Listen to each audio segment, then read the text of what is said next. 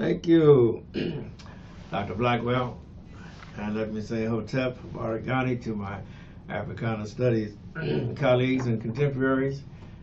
And let me say good morning, good afternoon, good evening, but certainly never good night and never ever goodbye, because I've always found goodbyes traumatizing. My name is the Reverend Nathaniel Wayne Martin. I'm the pastor of the New Life Institutional Baptist Church here in the city of Los Angeles. And the broadcast, the offering that you are watching, is entitled It's Time. And It's Time is a social justice program. And social justice is such a broad subject, so we usually try to narrow it down to talk about the economy and the environment, because that just about sums up all of it. Someone said that you must not always only be free in the polling booth, but you must also be free in the marketplace. And I think that is a very helpful entree into what we're talking about today. Let me hasten to say we are located at 8916 South Main Street here in the city of Los Angeles. If I didn't give the name of the church is the New Life Institutional Baptist Church, and we are located at 8916 South Main, and we are being hosted by our sister church, the Shiloh Missionary Christian Church, which is pastored by my good friend, Reverend Dr. Della F. Hollandis. And they always say when the Baptists and the Charismatics get together, there's always going to be a shouting in the camp. And we invite you to come and worship with us whenever you are around or remember or in the neighborhood. 8916 South Main, New Life Institutional Baptist Church. All right? God bless you. Now, the book of Romans, 10th chapter, says that, brethren, my heart's desire, this is Paul speaking, and prayer to God for Israel is that they might be saved. For I bear them record that they have a zeal of God, but not according to knowledge.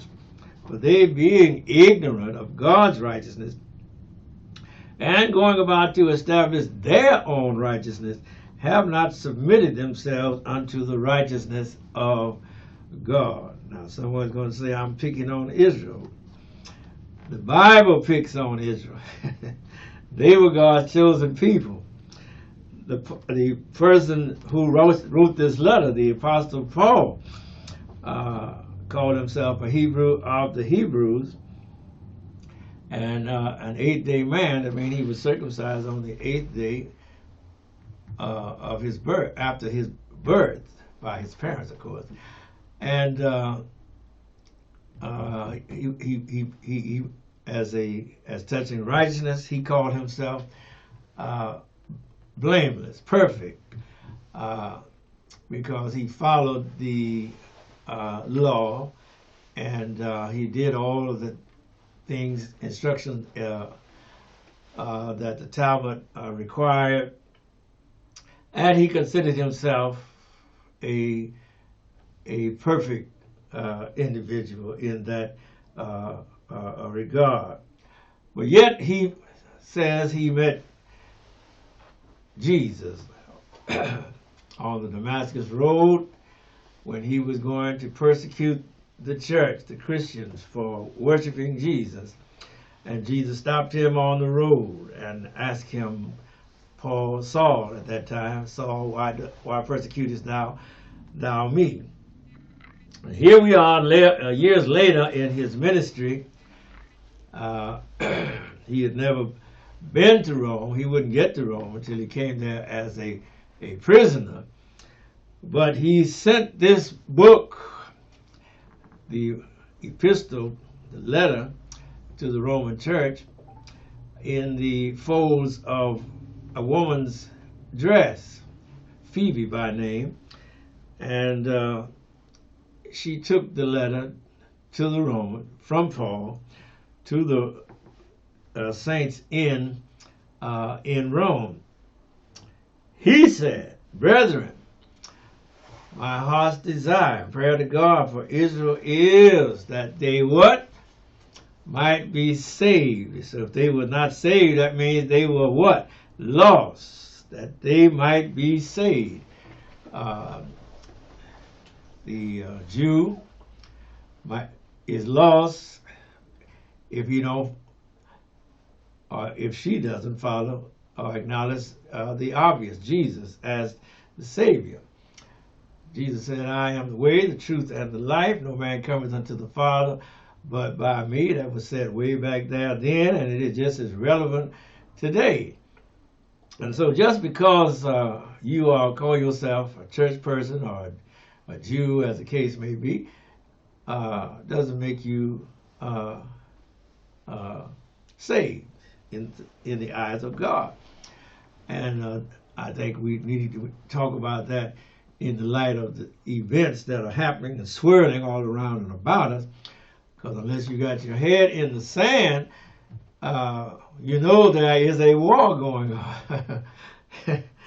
And we, the United States, are supplying all the weapons. We're supplying all the ammo and the munitions and the tanks and the bulldozers and the F-16s and the F-18s and the F-35s and the helicopters on land and sea for the Israeli army.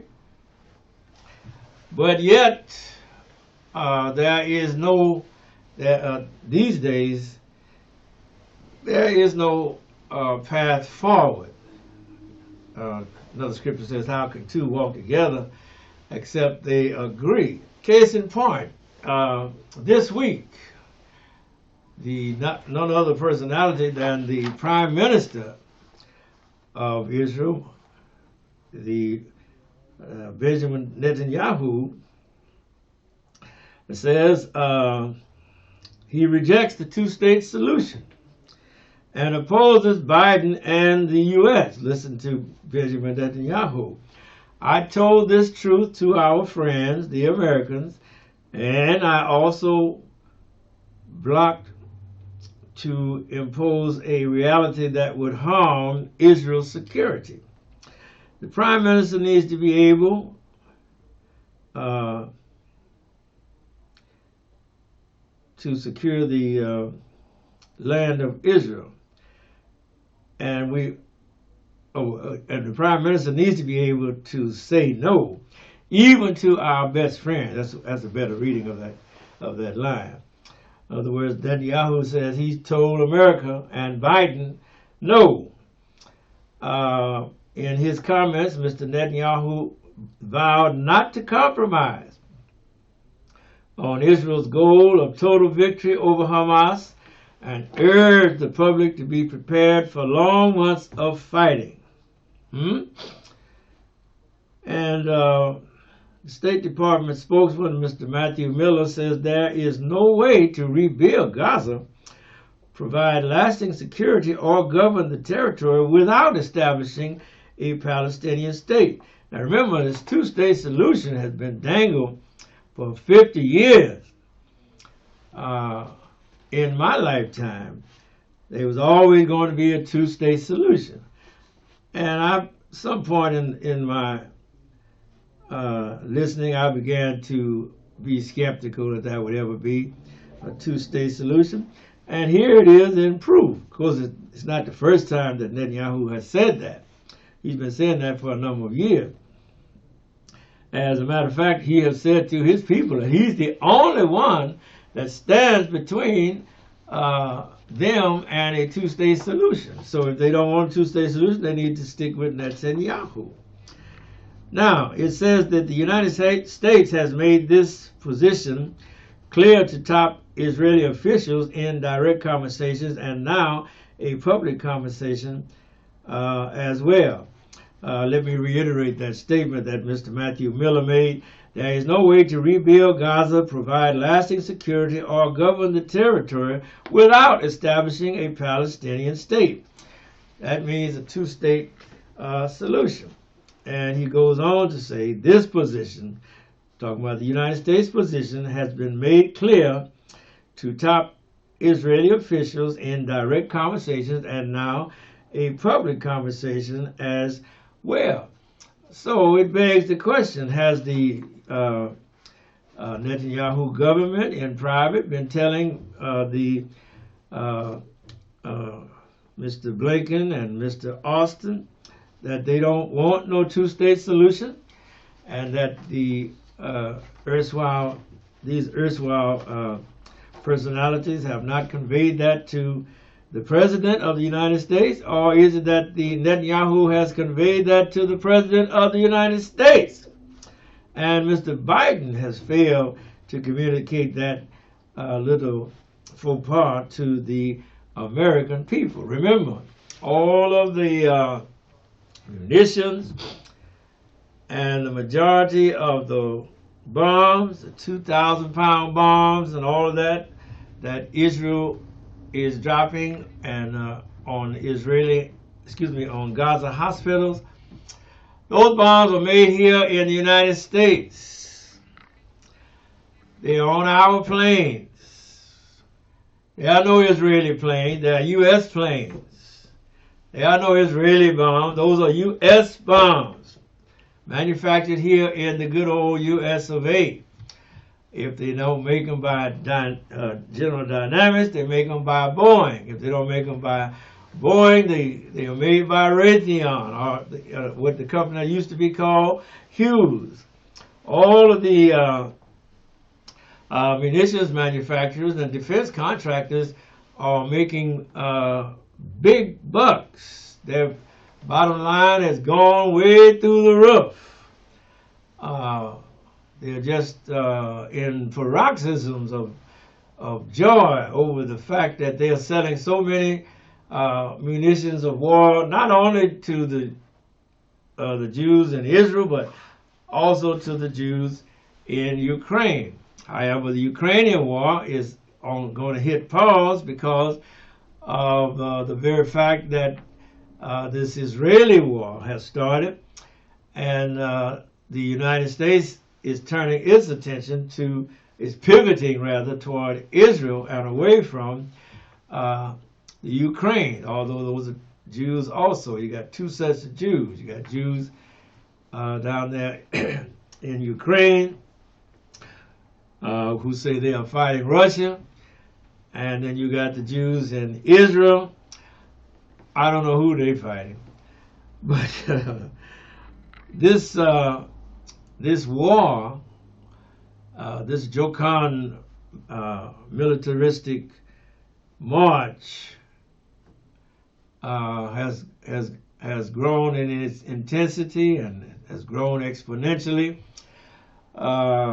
No matter how we try to put our heads in the sand and close our eyes or put our hands over our ears at the news reports, the death toll of the people in Gaza, and most of them, all of them civilian, very few of them, what Israel says is Hamas, is approaching 25,000, and over 9,000, indeed, if not more, 10,000 of those that have been killed by those bombs and by those strafing missions and by those artillery missions and by those bulldozers and those tanks have been innocent children.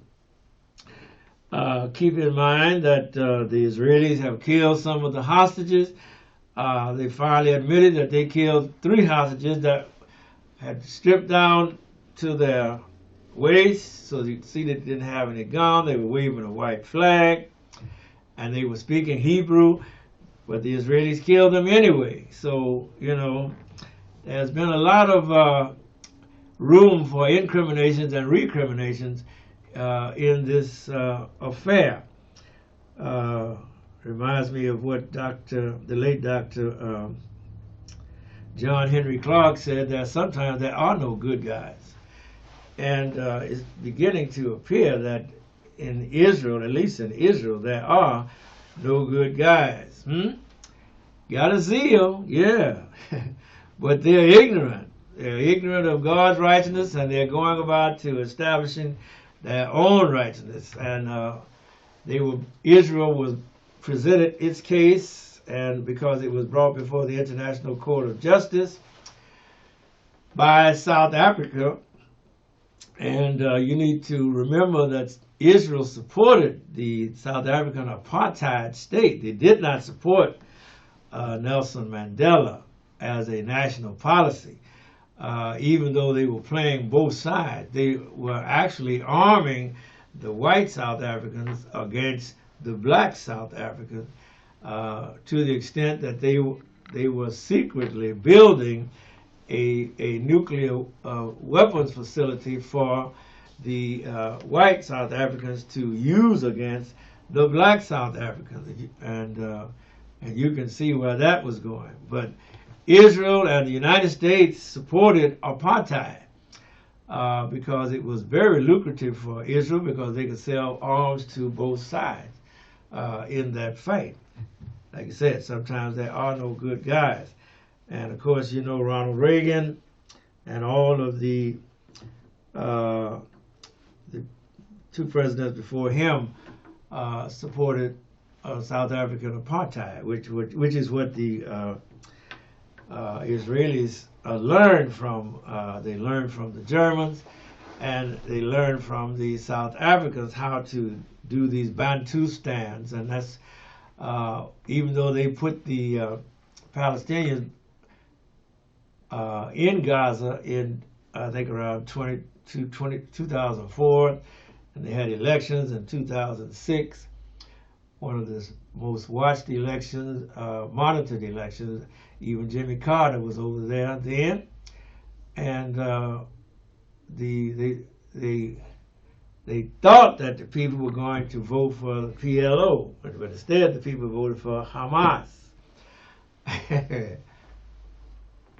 And when the people voted for Hamas, then Israel turned against the democratic process. It's good if it works for you, but it ain't good if it works for the other fellow. All right. The problem that I see going forward is it makes the President of the United States look very weak, because here you got the man telling him we have to tell our friends no. And who is the greatest friend of Israel? It is the United States of America. Joe Biden even said way back in his early years that if we didn't have an Israel over there, we would have to invent one.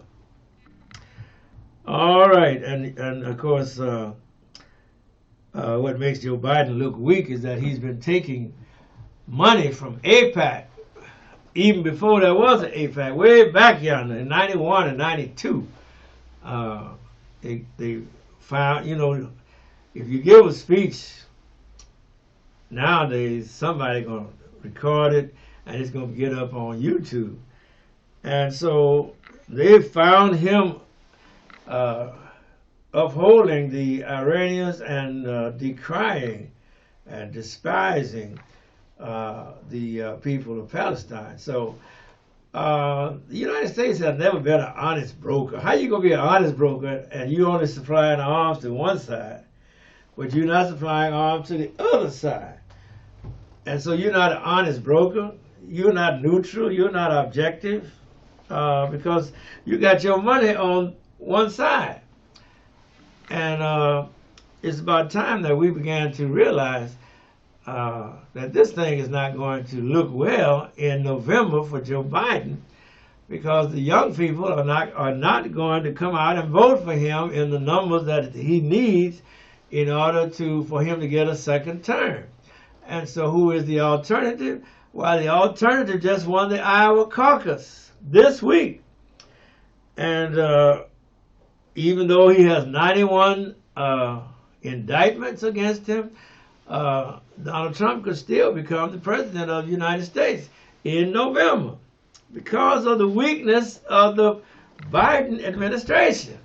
They made themselves compromise, or they have compromised themselves from way back. And now, if they start speaking up, they'll start telling all the truth will start coming out on Joe Biden's son, whatever his name is. And you talk about an expose. You let Biden start talking against Israel or against Netanyahu. And so that's why he looks so weak, because he's so compromised. And I don't want Netanyahu running the foreign policy of the United States. I don't want Netanyahu telling CNN or any other news media what stories they can cover, because we are our own free and independent country.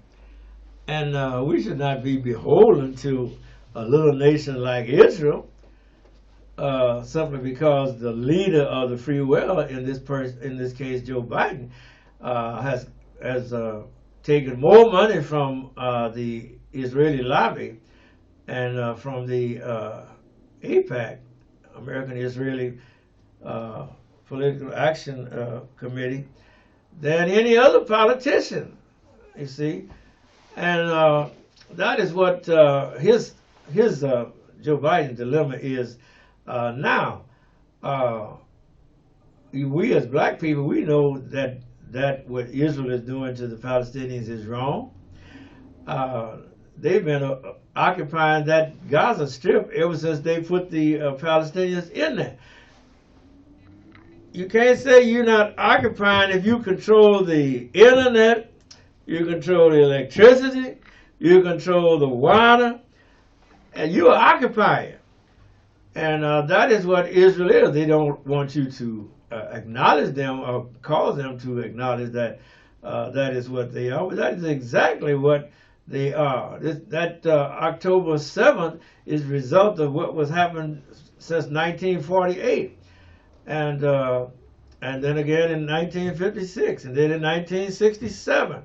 There's a lot of grievance among those people, the Palestinians, against the Israelis, because they don't have self-rule. And all the way down to now, the settler colonialists in Israel have followed the pattern of the settler colonialists in America, who slaughtered and butchered the Indians, so-called, here in America, and took their land and almost exterminated those tribes. That was American genocide here in America. And then they followed that up with the enslavement of the people from Africa, and captured those people and brought them over here to work the land for free. 246 years of unrequited toil, as Abraham Lincoln said in his second inaugural. So the Israelis have those examples. They have only to look at us and follow our example, which is exactly what they are doing to the Palestinians. Just as the white mobs did to the little black towns that were dotted across the United States because of American apartheid and hatred. You couldn't have black people associating with white people, because that just wasn't done. And even though we fought a civil war about it, still the most segregated hour in America was 11 o'clock, as some of our own people have observed. And so we are Israel's paradigm, just as we served as Hitler's paradigm for his final solution against the Jews there in Germany. They studied America. They studied the segregation laws, and they fashioned their laws on us. All right, thank you, sir. The eugenicists and all of that were in love with Hitler, and Hitler was in love with them. He even quoted them in his book, Mein Kampf. You can read it for yourself. And so America has a long history of providing the patterns and the models and the paradigms for a lot of the things that are happening in the world today. They got that from the Americans. We haven't just been the arms supplier and the munitions manufacturer for the whole world. No, they actually follow our ideology. You can't just talk about Israeli hypocrisy. You got to talk about U.S. hypocrisy. And more people are coming to realize that, and it's going to be a problem for Joe Biden in November, because all of the good things that he has done is being undermined by his embrace of Netanyahu and his inability to extricate himself and say forcefully to the Israelis, no, yes, we will have a two-state solution, and no, my friend, I'm not going to give you no more bombs, I'm going to give you no more weapons, and I'm going to cut off my foreign aid to you if you don't stop this genocide. So as I wrap up, the South Africa presented its case, and then the Israelis presented their case, and the big question is this going to show how weak and how useless these world bodies are? Because someone said the world is ruled by power and not by principle. And when we set up these world bodies, originally it was the League of Nations, and then it morphed into the United Nations, and now we got the International Criminal Court of Justice, International Criminal Court in The Hague, and then you have the International Court of Justice there likewise.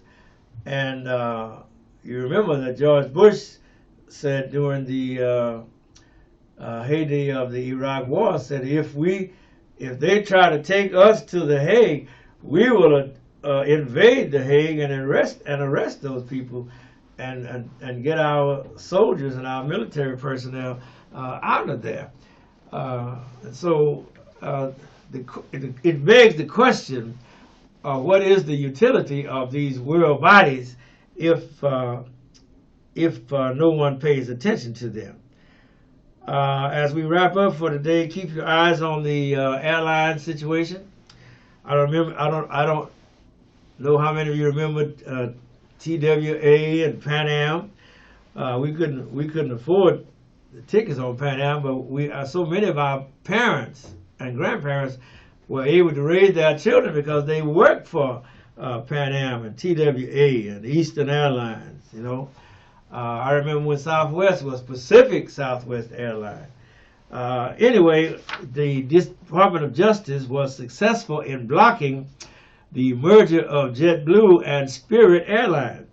Now, that is an unprecedented situation, because it's been 40 years since the Department of Justice and the Department of Transportation has opposed a merger. And keep your eye on Nikki Haley. She sits on Boeing's board, and she slow walked that investigation that led up to that door coming off of that plane. And if she is on the safety board and is flippant on that safety board as she was in answering the question about what started the Civil War, you better watch it. All right, as I wrap up and get out of here, I want to tell you again, as I tell you always, if you're working on a job, they don't want to pay you, please, ma'am, don't waste your life. Don't work for them. Thank you, Doc. We're out of here. Happy New Year.